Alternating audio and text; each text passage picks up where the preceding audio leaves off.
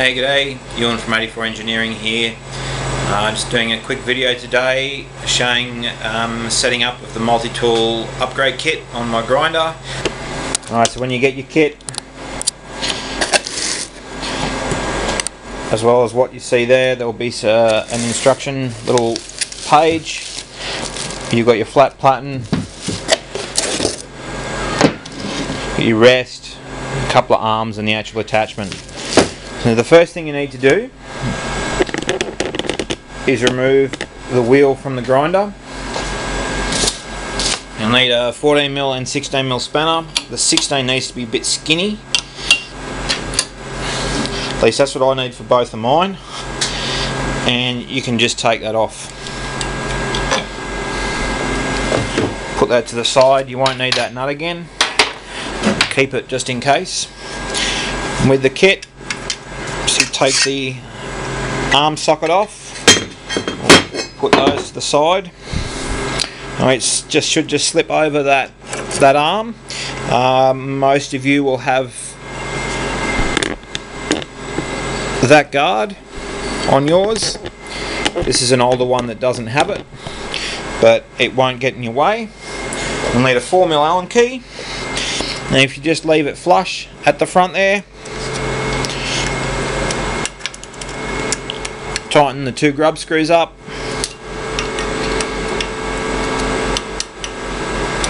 and you're ready to go. Now with the platen,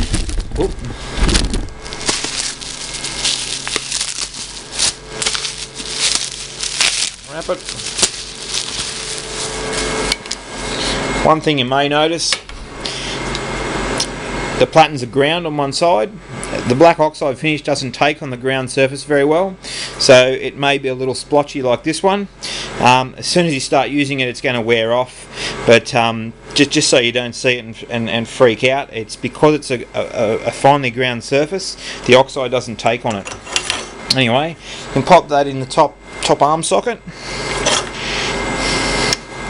Alright, and we can get a belt and see how it tracks. Alright. When you're setting the tracking up, I'd really recommend you use a brand new belt that's unused.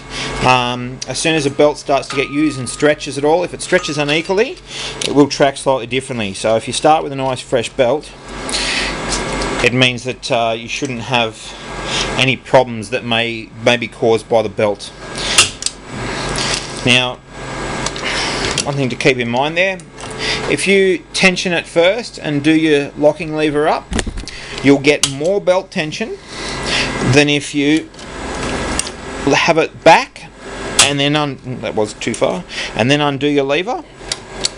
Obviously the closer to the end of its range of the spring, the weaker the tension will be.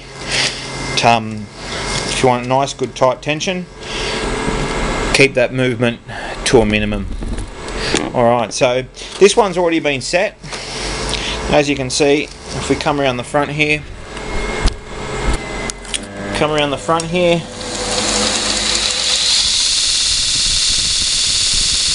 tracking quite nicely.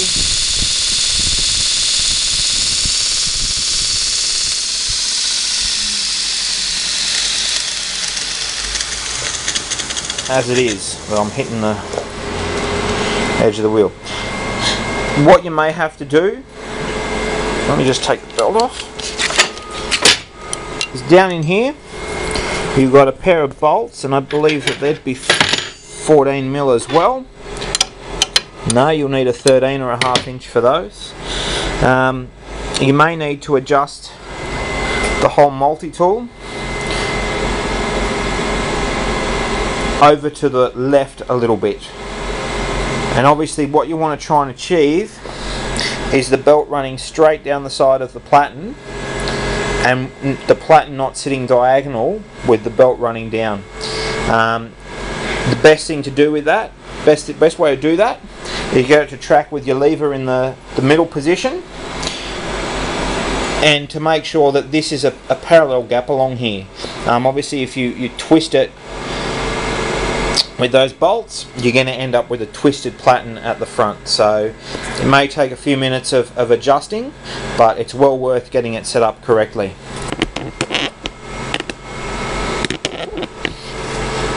Alright, from there, obviously, you can pop the rest in the bottom slot, like so, and adjust your angle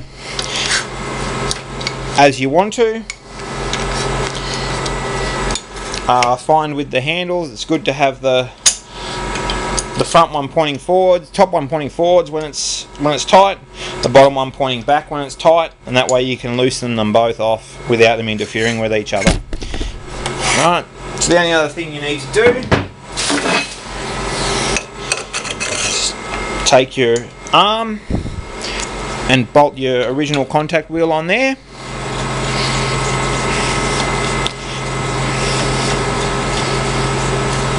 Again, 16mm spanner, and just go thread straight in. You don't need the nut. You need skinny fingers to get in there. Anyway, and once you've done that, you can also set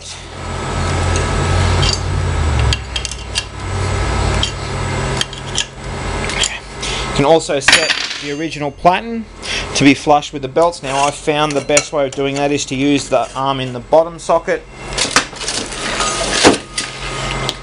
and using a straight edge or a belt in there. You can set it so that the platen is just sitting underneath the belt, and you can hear it. You can actually hear it there rubbing.